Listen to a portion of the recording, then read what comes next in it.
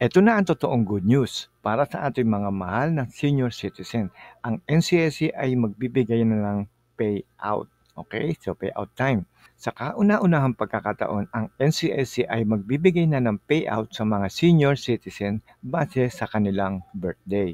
Ang first payout at 10K cash grant ay ibibigay na sa February 26 hanggang March 15, 2025. So ngayon yan, February ngayon hanggang March 15. So, ibig sabihin, ang mga unang makakatikim ng tigda 10,000 pesos ay ang mga nag-birthday ng January hanggang February 15, 2025. So, sino-sino ang mga makakatanggap ng 10K cash grant? Unang-una, buena mano, ang mga magbe-birthday simula ngayong January hanggang February ay makakatanggap na ng 10,000 ngayong February 26 hanggang March 15. Number 2, ang mga nag-birthday naman na simula ng February hanggang March ay magpe-payout naman sa third week ng March. Ang mga nag-birthday naman simula ng March 17, 2024 hanggang December 2024 ay kasali pa rin pero nasa waiting list muna sila dahil ang budget na binigay ng Department of Finance ay pang year 2025. Okay, huwag mangamba ha. So ano ang mga kondisyon ayon sa batas? Ang effectivity ng cash grant o ng NCSC ay March 17, 2024. Ito na yung history ha, babalik natin para alam nyo kung ano ang nangyari. So ang ibig sabihin, hindi kasali ang mga nag-birthday mula ng March 16. Okay, so alam ko napakunutan noon nyo kung kayo ay pinanganak ng March 16 pababa. Okay, dahil ang effectivity date ay March 17, 2024. So, yun ang paliwanag ng NCSC. According yan sa kanilang commissioner at bagong tagapagsalita na si Mary Jane Loreche.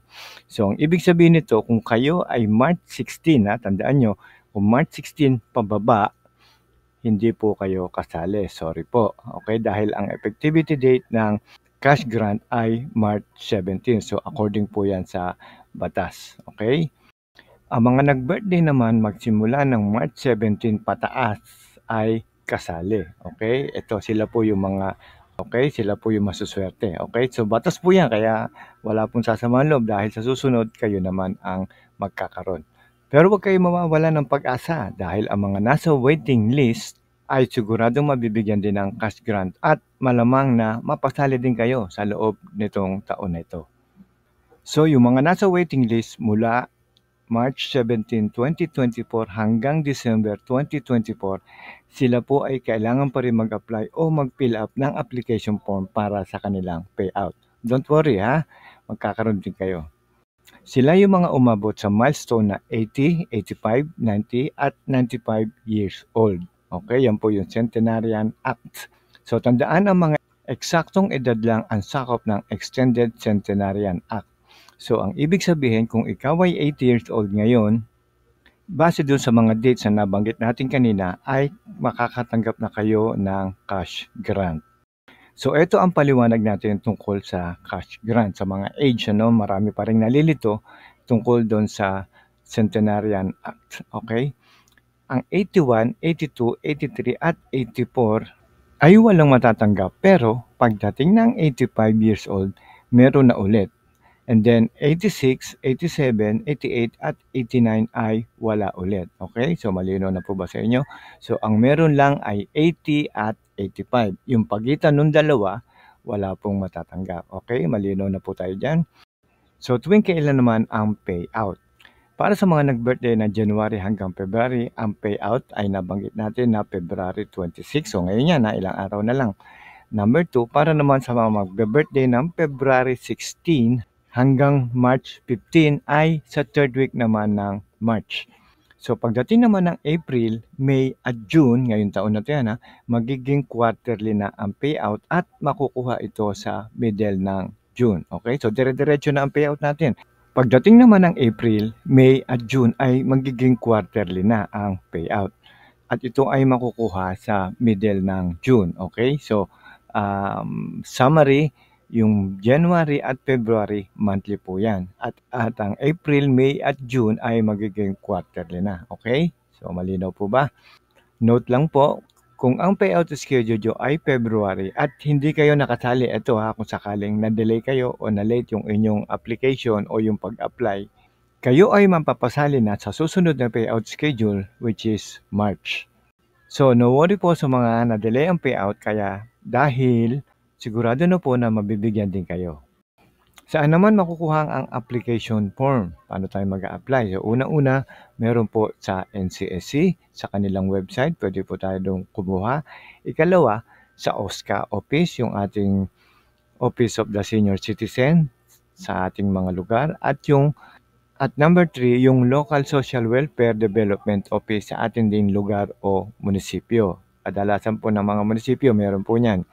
At ano naman ang mga requirements? So number 1, ang primary ID, kailangan po, o PSA birth certificate. Number 3, yung ating PhilSys ID o yung ating national ID. At pang-apat ay ang passport. Ang mga secondary IDs naman ay dapat dalawa ang inyong maipakita. So pwede yung OSCA ID o yung ating seniors ID plus isang government ID. So kung wala po kayo ng mga primary ID, pwede po ang secondary ID. Okay, pwede pong ating OSCA ID o ang ating seniors ID plus isang government ID katulad ng lisensya, ng driver's license ID o yung PhilPos, pwede rin po yan. Yung mga SS at GSIS ID, pwede po yan as secondary ID. Okay? So paano naman kung walang PSA birth certificate o no record found sa PSA? So ibig sabihin, wala po tayong birth certificate. Ito po ang alternative, pwede po tayo magpa-affidavit ng dalawang disinterested parties. Ano po ibig sabihin yan? So dalawa po nakakilala nyo o mas matanda sa inyo na po pwede niyong gawing witness na kayo ay existing o buhay. Ibig sabihin, sila lang po ang magpapatunay na kayo ay ganito ng edad at diyan kayo nakatira at kakilala nila kayo. Okay?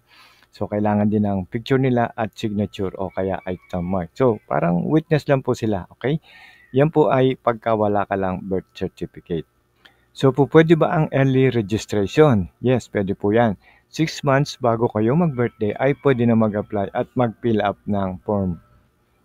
At ang payout mo ay makukuha mo pa rin yan sa month ng payout sagon sa iyong birthday. So, paano naman kung late ang inyong registration o halimbawa na-delay ang inyong pag-register? So, kung ikaw ay halimbawa ay 80 years old na at lampas na ang iyong birthday at late ka na rin na mag-apply, pwede pa rin niya maihabol ang iyong cash grant sa loob ng 1 taon hanggang bago ka mag-birthday. Okay, so meron niyang grace period na 1 year magsimula ng inyong birthday. Habol lang po, pwede po yan.